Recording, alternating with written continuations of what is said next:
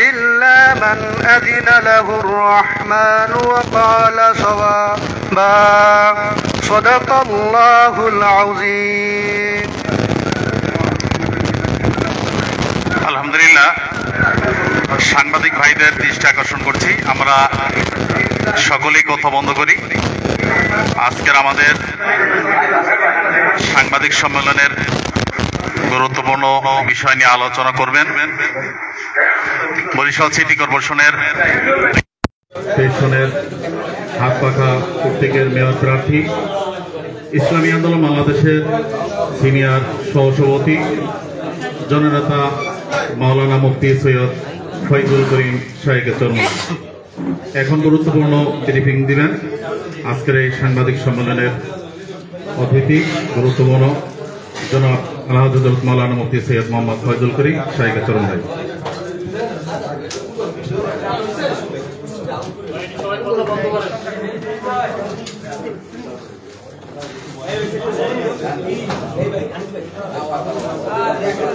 نحمد ونصلي على رسوله الكريم أما بعد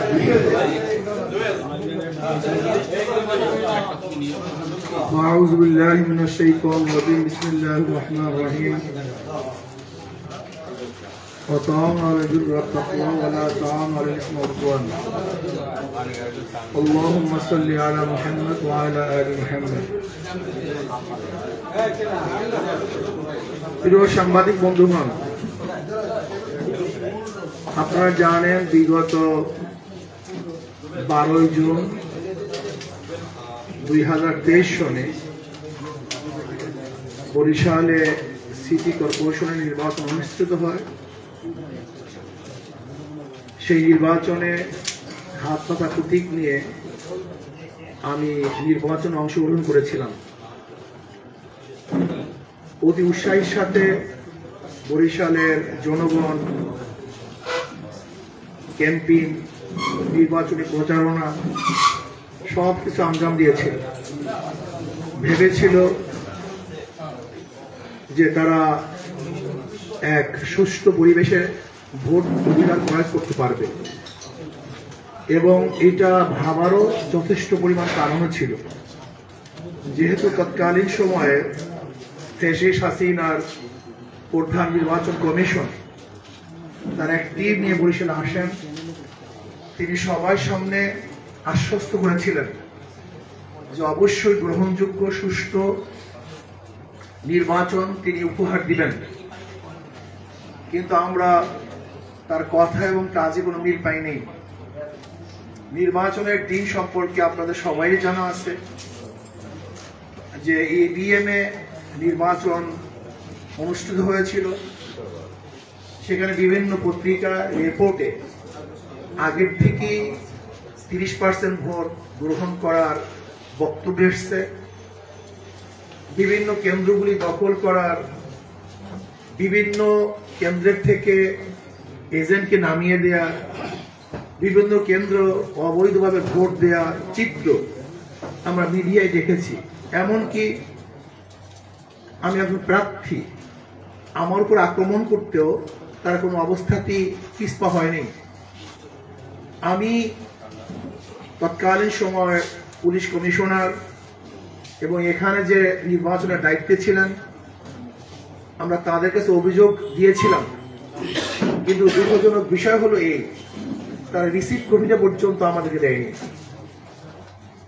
এরপরে ঘটনা সম্পর্কে আপনারা সবাই জানেন যে দেশের অবস্থা কি হয়েছিল যেখানে বিচার পাওয়ার মতো কোনো ব্যবস্থা ছিল না এর জন্য আমরা আর আদালতে বিচারের সম্মুখীন হইনি যেহেতু ন্যায় বিচার পাবো না কিন্তু পরবর্তীতে জুলাই এবং আগস্টে বিপ্লবের পরে দেশের পরিবেশ পরিস্থিতি সম্পূর্ণ পরিবর্তন হয়েছে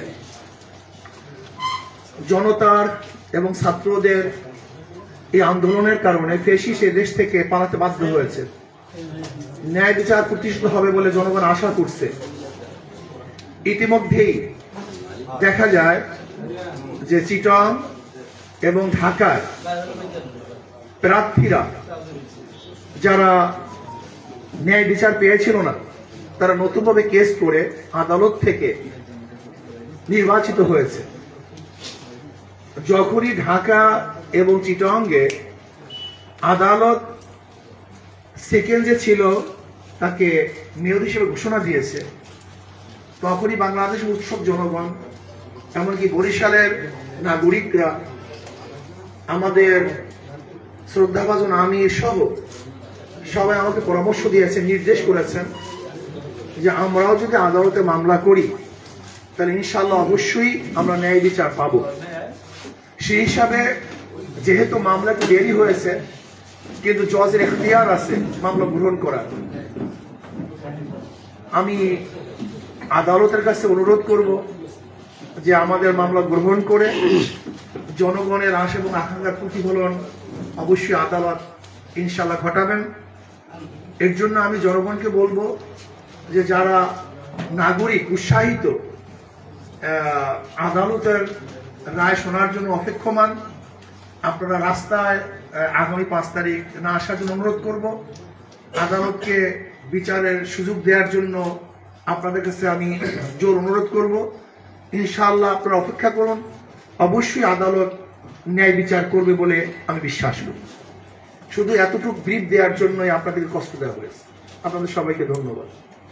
আপনি কি চাচ্ছেন, ওই নির্বাচনটা বাতিল চাচ্ছেন না আপনাকে নির্বাচিত ঘোষণা করতে? না, বাতিলের প্রয়োজন নাই। আমি মনে করি ওখানে নির্বাচিত হাত পাখা প্রার্থী হবে, এইটাই জনগণের আশা এবং আকাঙ্ক্ষা।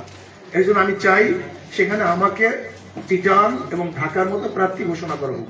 সেখানে তো তারা নির্বাচনের পরপরই মামলাটা দায়ের করছিল, আপনি 22 মাস পরে করছেন। আমি সেটা বলছি যে আমার তামাদি হয়ে গেছে এবং তামাদি উত্তরবঙ্গের এখতিয়ার জজ সাহেবের আছে।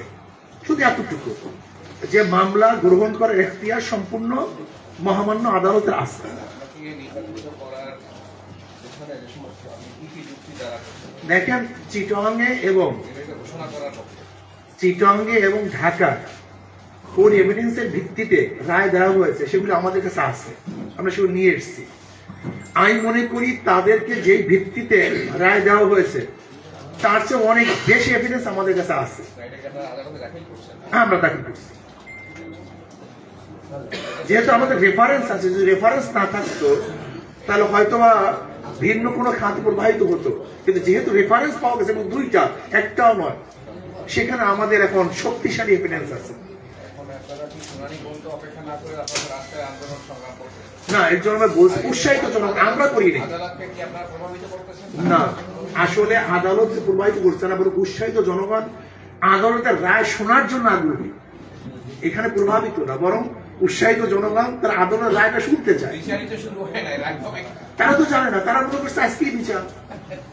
জনগণ তো জনগণ, জনগণ তো জানি না যে এটা আজকেই কিছু না, আরো টাইম হবে, এখানে টাইম মানে তারিখ পড়বে, শুনানি হবে, সময় লাগবে। কিন্তু জনগণ মনে করছে যে কেস করছে তো, মানে যেহেতু ঢাকা এবং চিটাগং দুইটা পেয়ে গেছে, তো ভাবছে কেস করলেই মনে হয় তো তারা রায় দিয়েছে, সময় লাগবে।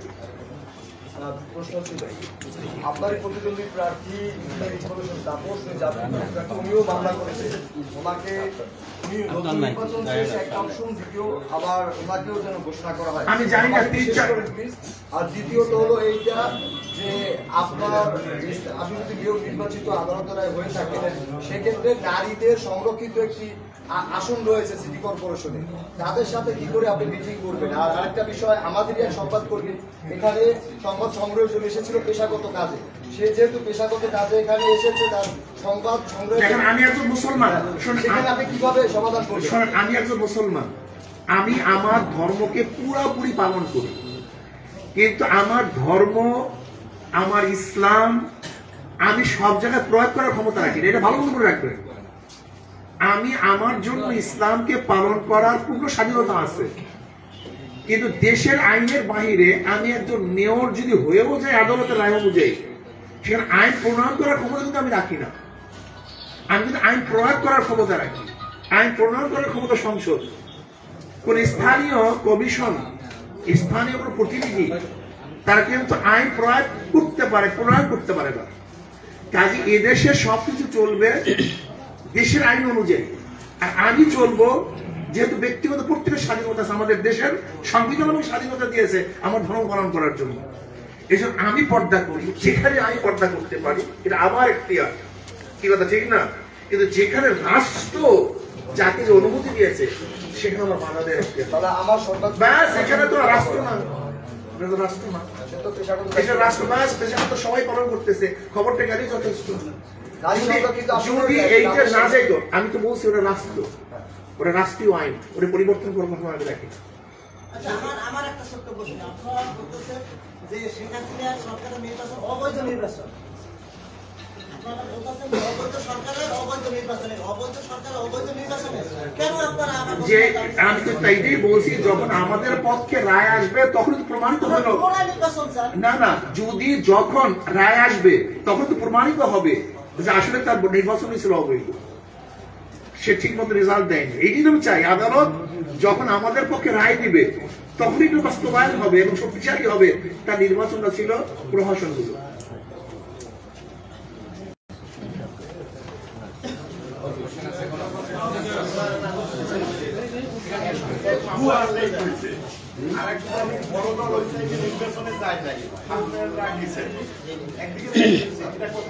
তাহলে আপনার ওই এখন যে রায় পাইছে তারা কোন নির্বাচনের রায় পেয়েছে?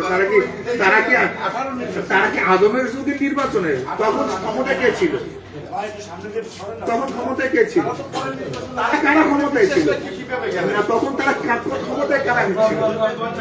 একটা কথা মনে রাখতে হবে, স্থানীয় নির্বাচনে সবাই অংশগ্রহণ করেছে, কেউ নামে কেউ বেনামে, কেউ একটু মুনাফিকি ভাবে, কেউ ডাইরেক্ট অংশগ্রহণ করেন, ব্যাপারটা সেরকম। আপনি যদি আদালতের রায় নির্বাচিত হন বা দায়িত্ব দেওয়া হয়, আপনি কি কি সিটি কর্পোরেশন জন্য করার জন্য আপনার চিন্তা ভাবনা রয়েছে? দেখেন, যদি নির্বাচিত হয়ে থাকি কি কি করব এই বিষয়ে আমি বারবার বলেছি। অসম্পূর্ণ কাজগুলিকে সম্পূর্ণ করার চেষ্টা করব, জনগণকে যথাযথভাবে খ্যাতবোধ করার চেষ্টা করব। আমি মেয়র হিসেবে আবির্ভূত হব না, খাদিম হিসেবে আবির্ভূত হব, এ কথা তো অনেক আগেই বলেছি।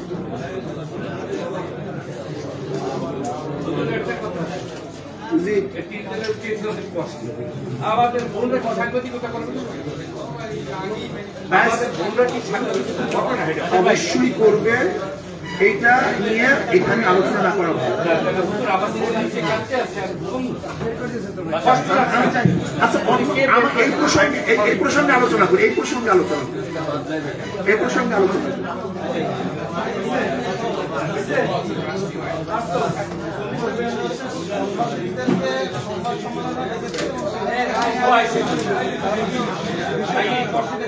এইটা নিয়ে আমি আগেই বলছি, আমি জানি না, ব্যাপারটা আমার দৃষ্টিগোচর হয়নি। আর দ্বিতীয় কথা, আমি তো মুসলমান, আমি আগেই বলেছি আমাকে আমার ধর্ম পালন করার স্বাধীনতা দিতে হবে। রাষ্ট্রীয় আন্দোলন রাষ্ট্র চলবে, কিন্তু আমি নিজে ব্যক্তিগত ইসলাম পালন করতে বাধ্য।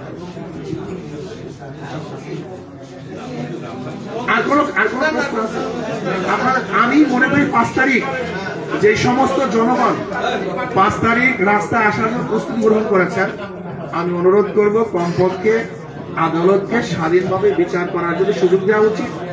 এবং আপনারা আস্থা রাখুন, অবশ্যই ইনশাআল্লাহ, যেহেতু বাংলাদেশে চিটাগংয়ে এবং ঢাকাতে আদালতে মামলা করার পরে তারা তাদের রায় ফিরে পেয়েছে, তারা ন্যায় বিচার পেয়েছে, ঠিক আমিও মনে করি আমরা যেমন আদালতে মামলা করেছি আমরা ইনশাআল্লাহ ন্যায় বিচার পাবো। আল্লাহ আমাদের সবাইকে সেই ন্যায় বিচার পাওয়ার সময়টুকু পর্যন্ত অপেক্ষা করার তৌফিক দান করেন। আসসালামু আলাইকুম ওয়া রাহমাতুল্লাহ। আপনাদের সবাইকে ধন্যবাদ।